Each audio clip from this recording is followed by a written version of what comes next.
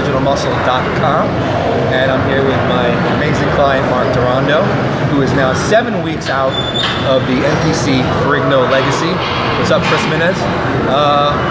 What I want to do for you guys today is I want to show you a really great superset for triceps, a really good mass building superset.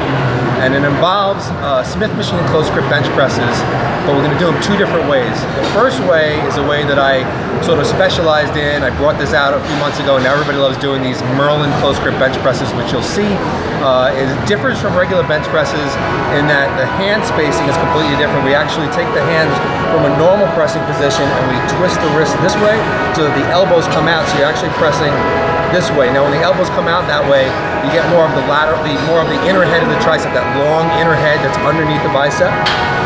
So it gives a lot of mass in that area. Once you've exhausted yourself in that position, then we switch from there to a regular close grip bench press, and that allows you to keep going because you're a little bit stronger in that position. So like this is a great superset for triceps, a great mass building, and it gets the entire triceps all the way around. So we're gonna have Mark demonstrate that now. Okay, note the position of his hands. He's kind of palming the barbell so that his hands are just supporting the weight. His elbows are turned out to the side, and he's pressing solely with the triceps. This takes a lot of the chest and the deltoids out of the movement and puts a lot on the long head of the triceps. And this is a more difficult way to do close grip bench presses, so you can't go quite as heavy as you do with the normal grip. So once you've exhausted yourself in this position, you've reached maximum to failure. Now he's gonna switch his hands to the other position, which is a stronger position for the triceps. It brings a little bit more chest and shoulders into it so you can keep pressing.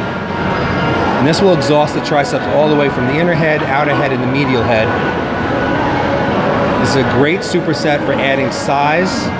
You could do this heavy, you could do this light. Any which way you do it, it's gonna cause a lot of damage into the muscle fibers of the triceps, and you're gonna get a lot of growth. I prefer doing this on a Smith machine because it allows for better control, especially with that first close grip bench press off the palm of the barbell. Hi, I'm Man Max, and we are back with BBL by Browser. It's been a while, at least on this channel. Yeah. I'm glad to have Merlin back. E, I got a question to ask you from Merlin. I know you have some from other fans out there, but you know, the Olympia just came and gone, and of course everybody was talking about prep, and we talked a lot about on PBW show and everything. So I just kind of feel it fitting to ask you a question about that.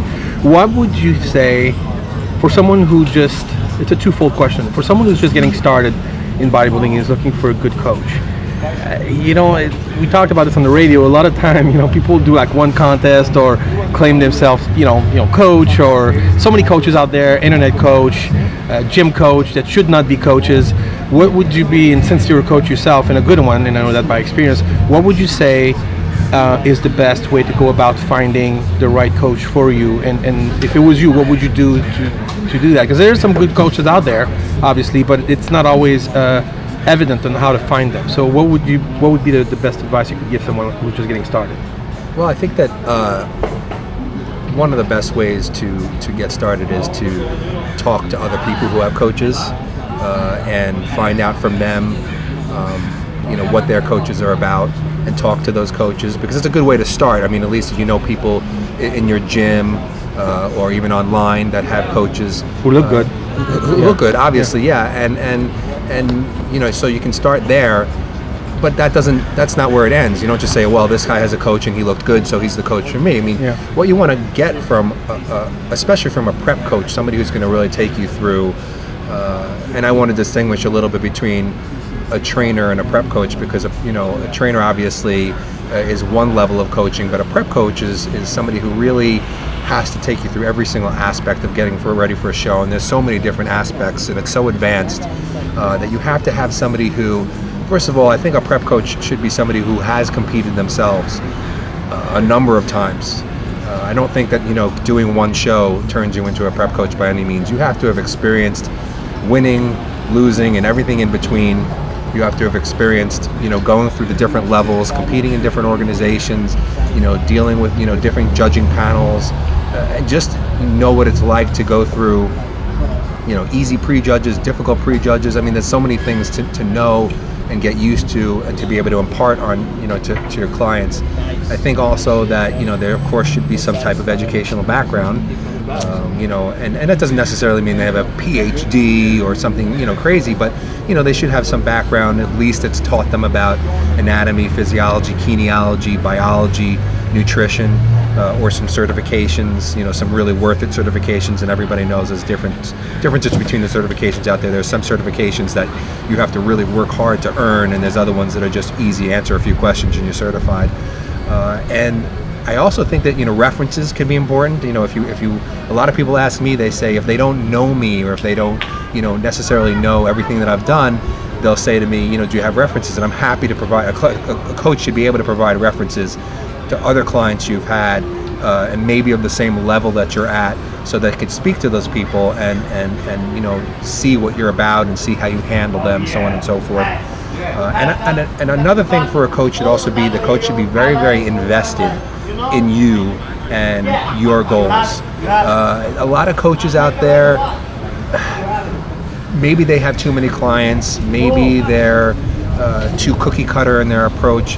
They have to be very, very, first of all, you are an individual, so your program, your diet, your training, everything has to be individualized to you, to your needs, to your goals, to your physique, to your experience level, to your limitations, your strengths, your weaknesses, your schedule, how many days a week you can be in the gym, what time of day you can be in the gym, what your work is like, whether you can eat every 2 hours. If you can't eat every 2 hours and it's 3 hours, the coach has to know all these things and has to take the time to individualize the program to you, so it can't be cookie cutter.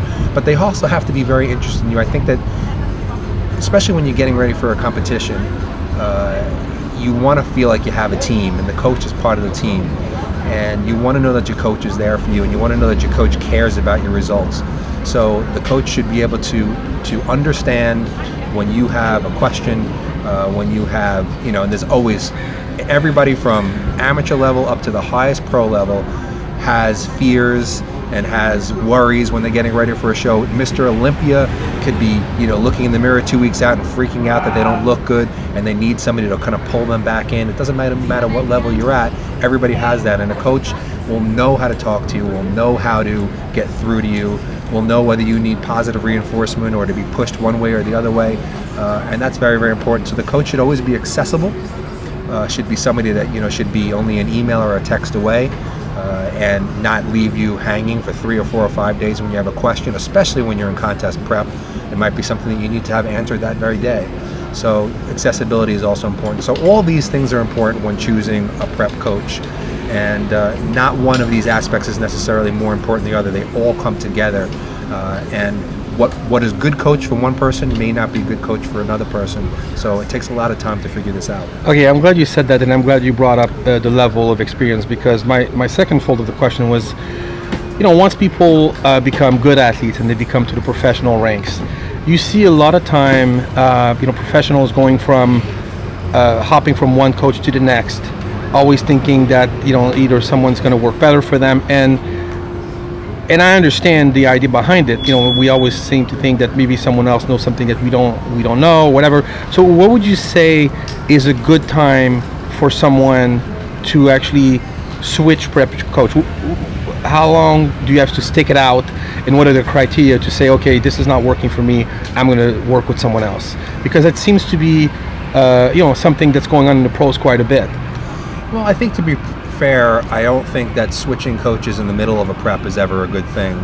I think you have to give, I would say, to really be fair to a coach, being a coach myself, you need at least two preps with a coach, and I would say 2 full preps, 2 full 12 or 16 week preps. Okay. And the reason why I say 2 rather than just 1, 1 is definitely the least amount, because you have to wait.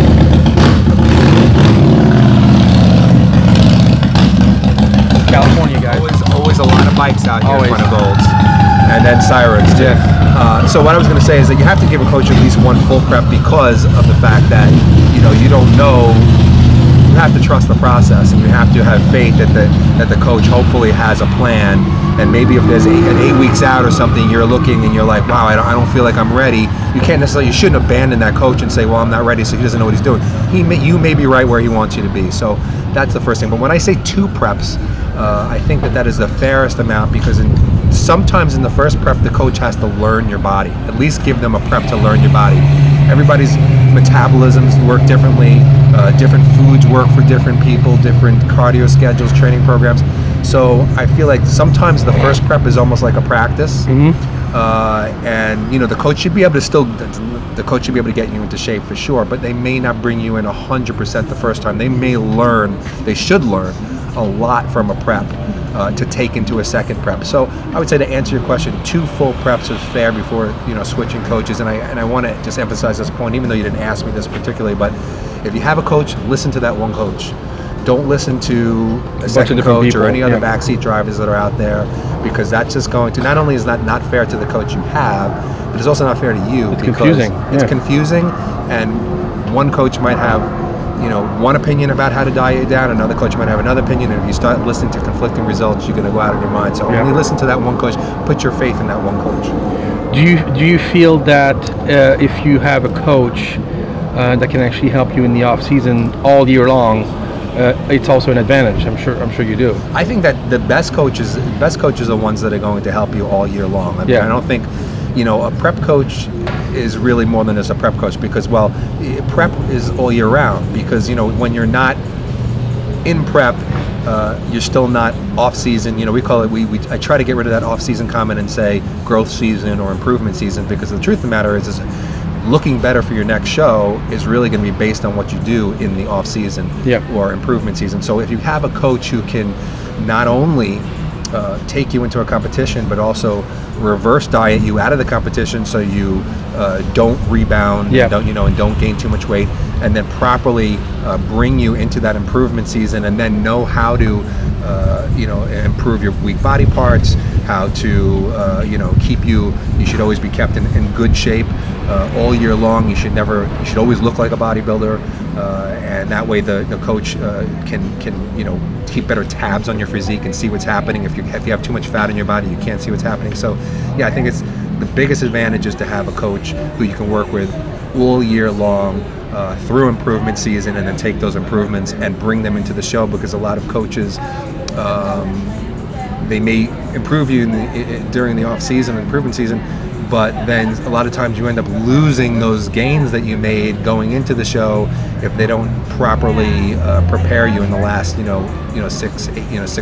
weeks. So it's important to have a coach who really you can work with year round. That's the way you're going to be the best you could possibly be year to year. Awesome. Thanks, E.